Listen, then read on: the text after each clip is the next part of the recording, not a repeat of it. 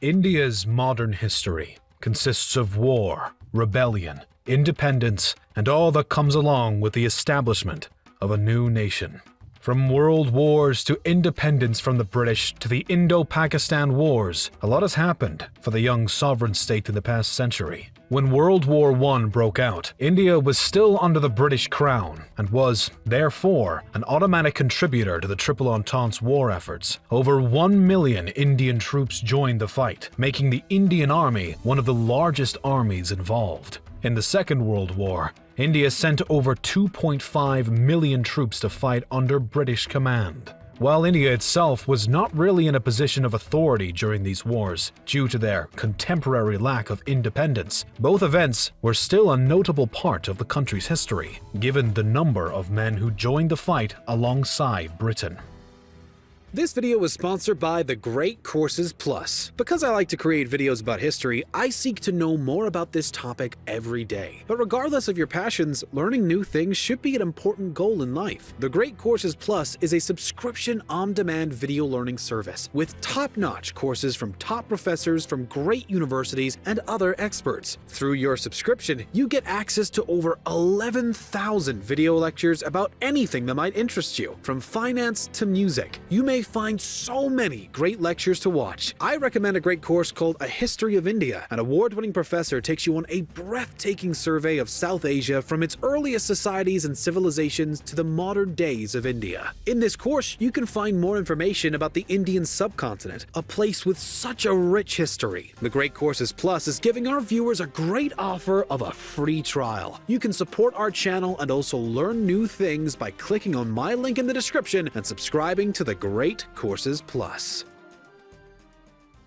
Though the Allies won World War II, the effects of the conflict were impressively damaging for the British Empire. Agreements with the United States led Britain to begin decolonizing many of its territories and paved the way for India's independence movement to be accelerated. On June 3, 1947, the last British Governor-General of India, Viscount Louis Mountbatten, declared the partitioning of British India into India and Pakistan, and the nations became their own sovereign states by August 15th of the same year. This break from the British Crown gave both countries the choice of staying in or leaving the British Commonwealth, but in 1949, India chose to stay. By this point, Jawaharlal Nehru had become independent India's first prime minister after serving as the leader of the Indian National Congress prior to 1947. The deputy prime minister was Vallabhbhai Patel, who played a significant role in teaming up with Mahatma Gandhi and Jawaharlal Nehru during the independence movement. Under his and Prime Minister Nehru's watchful eyes, a dramatic population exchange occurred between the Hindu majority of India and the Muslim majority of Pakistan, in addition to the First Kashmir War between the young neighboring nations. The first of 4 Indo-Pakistani conflicts, the Kashmir War, was a conflict over the princely state of Jammu and Kashmir and lasted from 1947 through 1948. While the provinces of Bengal and Punjab were to be divided between the newly formed India and Pakistan, the fate of Jammu and Kashmir was still unsettled, and Pakistan, anticipating the dissension, decided to mobilize tribal militia groups from Waziristan a few weeks before the war actually broke out. The reason why Jammu and Kashmir's destiny was so uncertain was due to the fact that the princely state was led by a Hindu Maharaja but was made up of a Muslim majority. There was heavy pressure from both sides to accede to either India or Pakistan, but some citizens of the state were even considering a push for complete independence from both countries. Tensions boiled over at the start of October 1947 when a pro-Pakistani tribal rebellion in Kashmir broke out, and the Pakistani troops quickly came to their aid. Pakistan's goal was to seize the capital, Srinagar, within the first weeks of their arrival. Eventually, the Maharaja called on India for military assistance, and India agreed under the condition that Kashmir become part of India. The state's prime minister and Maharaja both accepted, and the instrument of accession was signed on October 26, 1947. Still, Pakistan and their tribal allies were unwilling to give up the fight. Combat continued until December of 1948, and there didn't seem to be an easy solution without major reinforcements and aggressive action from the Indian side.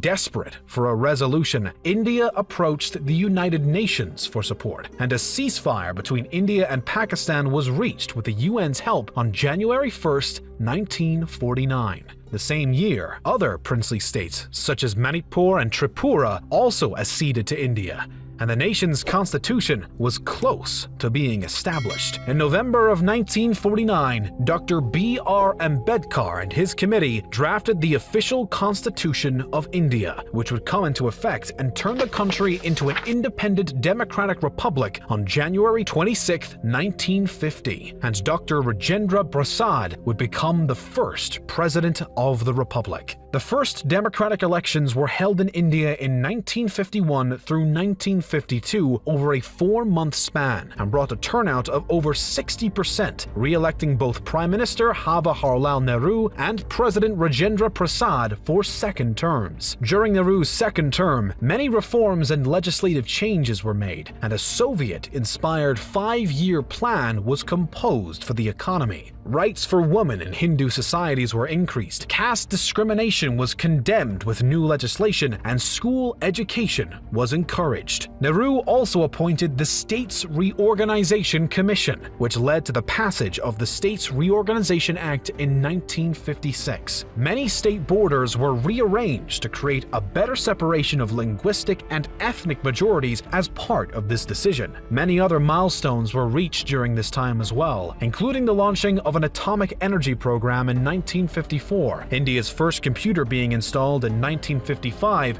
Foreign policy under Nehru involved the co-founding of the Non-Aligned Movement, maintaining friendly relations with both the US and the Soviet Union. Despite this more neutral stance though, India decided in 1961 to invade and annex Portugal's colony of Goa after repeated unsuccessful petitions for a peaceful transfer. The following year, the Sino-Indian War between China and India briefly broke out due to a dispute over the Himalayan border, but a ceasefire was unilaterally declared by China only a month after the conflict began. There was a short span of peace, during which Prime Minister Nehru passed away on May 27, 1964, and was succeeded by Lal Bahadur Shastri. In 1965, India was again into war with Pakistan over the state of Kashmir. No notable changes were made by the warfare, and a ceasefire was eventually pushed on both sides by foreign powers who feared escalation. The Tashkent Agreement was signed by India and Pakistan on January 10, 1966, and had been mediated by the Soviet Union. Mysteriously, Prime Minister Shastri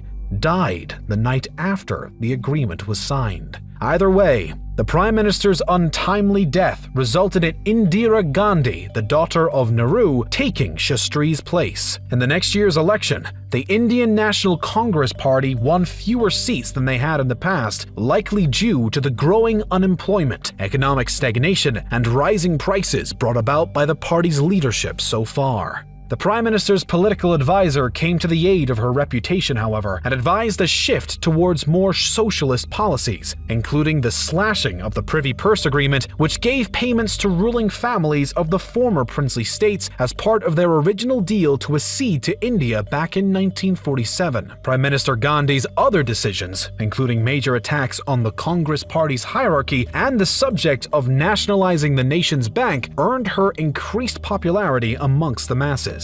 Gandhi won re-election in 1971 and had now obtained an even larger majority, which only grew further as a result of her decision to intervene in the Bangladesh Liberation War, bringing about the Third Indo-Pakistani War. The conflict resulted in the freedom of East Pakistan, now known as Bangladesh. India also increased its involvement in world affairs, signing a 20-year Indo-Soviet Treaty of Peace, Friendship, and Cooperation nation in August of 1971, aligning with the Soviet Union and adding strain to its relationship with the United States. In 1973, a rebellion broke out in the Kingdom of Sikkim, led by anti-royalist rioters who wished to abolish the monarchy. After 2 years of discord, Sikkim's prime minister reached out to India's government with an appeal for Sikkim to become an Indian state. The offer was taken, and the Indian army made their way to Gangtok in order to get some control in the region and disarm the Sikkim Palace Guards. A referendum was then held, showing a 97.5% favor for putting an end to the monarchy and integrating into India. On May 16, 1975, that wish became a reality, making Sikkim the 22nd state of the Indian Union. While India grew, Prime Minister Gandhi's popularity now took a downward spiral